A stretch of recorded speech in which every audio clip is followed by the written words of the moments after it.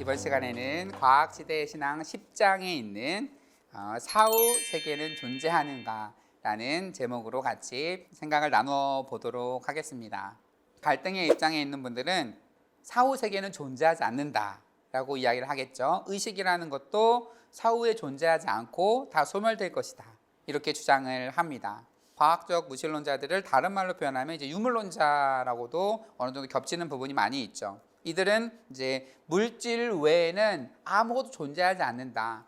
오직 존재하는 모든 것은 물질이다. 그래서 영혼, 정신, 신 등의 개념들은 다 허구적이다. 허구적인 개념들이다라고 이야기를 합니다.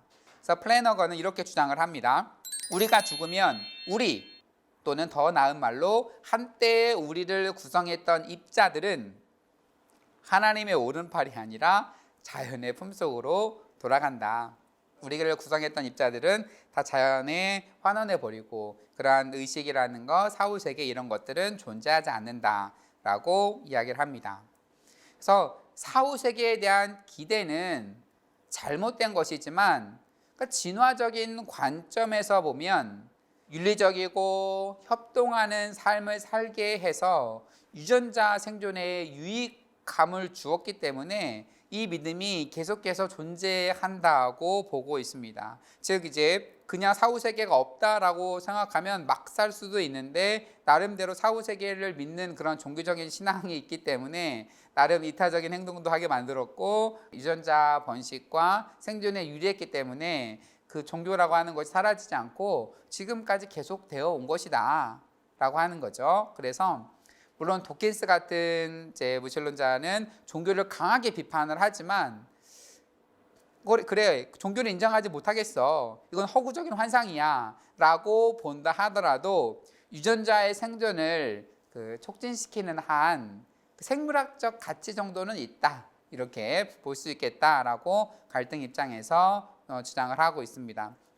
요약하면 사후세계는 존재하지 않아. 그런데 존재한다고 믿는 것이 그 개체의 존속에 도움이 된다면 그 정도는 인정해 줄게 이렇게. 물론 도키스 같은 학자들은 이것마저도 거부하고 종교가 없어져야 된다라고 주장을 하고 있지만 무신론자들의 주장도 이제 각자 다르기 때문에 이 정도로 정리해 볼 수 있겠습니다.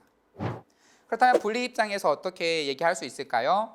사후 세계는 과학적 발견의 영역이 아니라 신앙적인 희망의 영역이다 라고 볼 수 있겠습니다. 윌리엄 제임스는 이렇게 말합니다. 일단 무엇인가가 소멸된다 라고 하는 것은 어떠한 존재가 머물렀던 무대와 공간으로부터 완전히 사라진다는 것을 의미한다. 울림도 없고 기억도 없으며 비슷한 이상을 이어갈 수 있는 어떤 것에 대한 영향도 없이 말이다. 이 완전히 최종적인 파괴와 비극이 현재 알려진 과학적 유물론의 본질이다 라고 이야기를 하고 있습니다. 그래서 모든 사람이 불멸의 영혼을 가진다고 하는 이러한 개념은 우리로 하여금 약하고 장애가 있고 아프고 나이 들고 정신적으로 장애가 있는 사람들에 대한 우리가 소중함을 느끼게 해주는 거죠. 그래서 만약에 과학의 이름으로 사후세계는 없어, 영혼은 존재하지 않아 라고 단언하게 된다면 사회적인 약자들에 대한 그 배려와 이런 것들도 어떻게 가능할까 하는 우려 섞인 이야기를 하고 있는 거죠. 그러면서 또한 얘기하기를 사후세계는 신에 대한 믿음과 연결되어 있기 때문에 과학은 이를 원칙적으로 증명할 수도 없고 반증할 수도 없습니다. 그렇죠? 사후세계에 대한 부분은 신에 대한 부분이죠. 신에 대한 부분을 어떻게 과학이 증명합니까? 어떻게 반증합니까? 그래서 과학을 동원해서 사후세계가 있다 없다라고 말하는 것은 과학의 영역을 넘어서는 부분이고 신앙의 영역이다라고 보고 있습니다. 그리고 신은 신뢰할 만한 분위기에 우리는 하나님이 우리를 사후에도 포기하지 않을 것으로 우리는 기대를 하고 있습니다. 우리의 몸의 부활에 대한 믿음도 우리 몸이 과학적으로 어떻게 부활해, 어떻게 다시 구성돼, 이러한 차원에서 논할 것이 아니라 신앙과 희망의 차원에서 논해야 된다라고 하는 거죠. 그러니까 과학적으로 논할 부분이 아니다라고 하는 겁니다. 역사상 존재했던 대부분의 사람들은 죽음이 끝이 아니다라고 여겼습니다. 심지어 급진적인 유물론자들 중에 일부도 의식이 완전히 사라질까에 대한 부분에 대해서는 반대하는 분들이 있습니다. 그리고 작년 한국갤럽에서 조사한 재미있는 자료에 보면 한국인의 그 종교 의식 조사 중에 자기는 무신론자라고 대답했던 그 분들 중에 한 절반 정도의 사람들이 사후 세계나 기적이 존재할 것이다 라고 답을 했다는 부분이 저는 흥미롭게 봤습니다. 그래서 종교가 없고 어떠한 신앙이 없는 사람들도 뭔가 존재하는 거 아니야? 죽으면 끝나는 게 아니라 뭔가 있는 거 아니야? 라고 하는 것에 대해서 이런 생각을 갖고 있다라고 하는 거죠.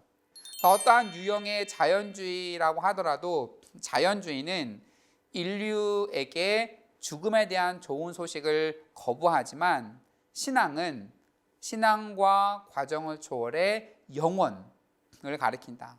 그래서 우리의 사후세계, 의식, 죽음 이런 것을 아무리 과학적으로 분석하려고 해도 이것은 결국 과학적으로는 어떠한 설명도 할 수 없지만 우리의 신앙은 이런 모든 것을 초월해서 영원을 가리키고 이야기를 하고 있다라고 하는 겁니다.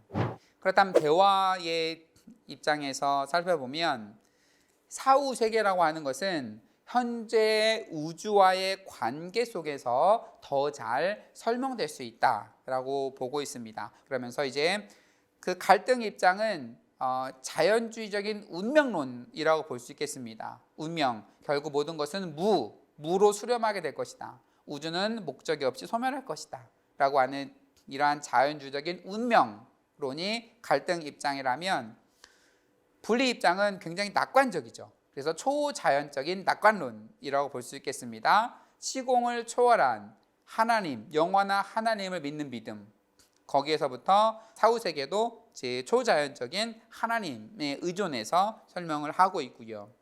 그런 대화 입장에서는 끈기 있는 희망이라고 볼 수 있겠습니다. 자연과학에 의해 드러난 새로운 우주 이야기를 진지하게 받아들입니다.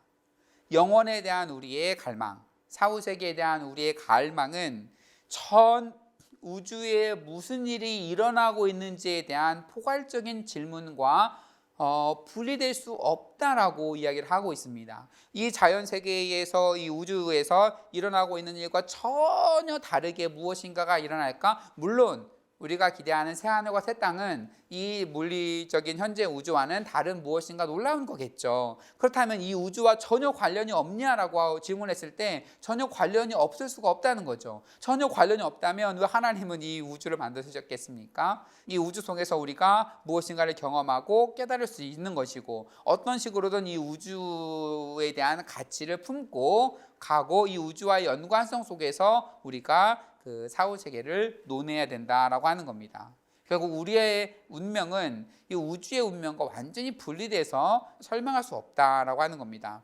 자, 물리적인 우주가 에너지의 고갈로 인해서 죽음, 소멸에 이르게 된다 하더라도 희망의 사람들에게 우리가 경험한 역사는 모든 우주의 역사와 우리 각자의 모든 경험들은 하나님의 생명과 연민 속에서 영원히 머물게 되지 않을까. 이 책에서는 언급하고 있지 않지만 존 폴킹호는 우리를 구성했던 모든 그 원소들을 다 우주에 환원하게 된다고 하더라도, 그러니까 우리의 기억마저 사라진다 하더라도 하나님의 기억 속에 우리가 기억되어 있고 하나님은 모든 것을 다 기억하고 품고 계시고 그리고 새 하늘과 새 땅이 만들어질 때에 하나님은 우리의 기억을 다시 소생시키셔서 어떠한 새로운 창조를 이루신다라고 이야기를 하고 있습니다. 결국 우리가 기억하지 않더라도 하나님의 영원하신 기억 속에 우리가 기억된다면 하나님은 어떤 식으로든 우리를 재구성하실 수가 있으시겠죠.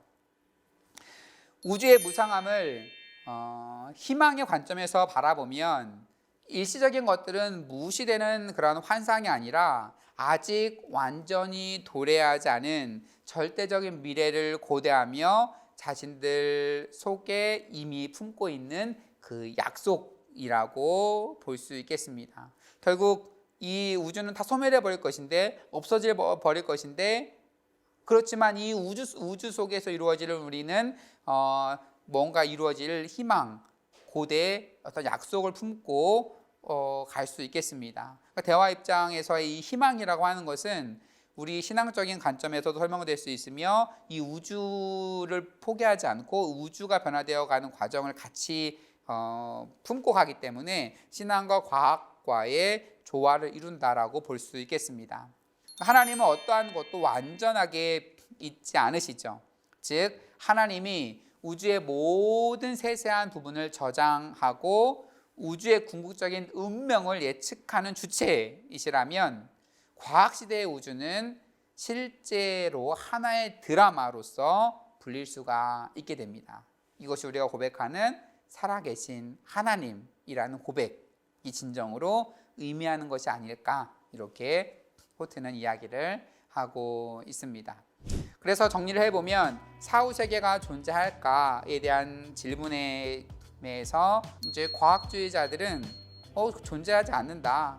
존재하는 것은 오직 물질이고 죽으면 다 소멸해버리고 우주가 사라지면 그런 것들도 뭐 다 사라지는 거죠. 그래서 사후세계 의식 이런 것은 존재하지 않는다라고 주장하는 반면에, 분리 입장에서는 그 사후세계에 대한 영역은 그 과학의 영역이 아니다. 이 신에 대한 부분이기 때문에, 이것은 신에 대한 영역이기 때문에 과학적인 입장에서 사후세계를 증명할 수도 반증할 수도 없다 하면서 이제 분리 입장에서 얘기를 하고 있고요. 그리고 사후세계를 완전히 과학적인 입장에서 없다라고 단언하는 순간에 이 지구상에서의 약자들, 고통들, 그런 무자비한 폭력들을 어떻게 설명할 것인가에 대한 우려도 같이 제기를 하고 있습니다. 그리고 대화 입장에서는 우주가 어떻게 될 것인가, 어떻게 변화되어 갈 것인가를 통해서 사후세계를 더 잘 설명할 수 있다. 그러니까 새하늘과 새 땅이라는 것은 이 우주와 완전히 단절된 것이 아니라 이 우주 속에서 만들어져 가는 것이고, 이 우주 속에서의 모든 경험들을 하나님은 세세하게 다 기억하시고 그것을 어떤 식으로든 지금 현재 우주와의 관계 속에서 새하늘과 새 땅을 만드실 것이다. 그래서 과학적인 설명도 받아들이면서 그 신앙적인 희망에 대한 이야기도 같이 하고 있습니다. 네, 이렇게 해서 과학시대 신앙 10장 사후세계에 대한 부분에 대한 강의를 마치도록 하겠습니다. 감사합니다.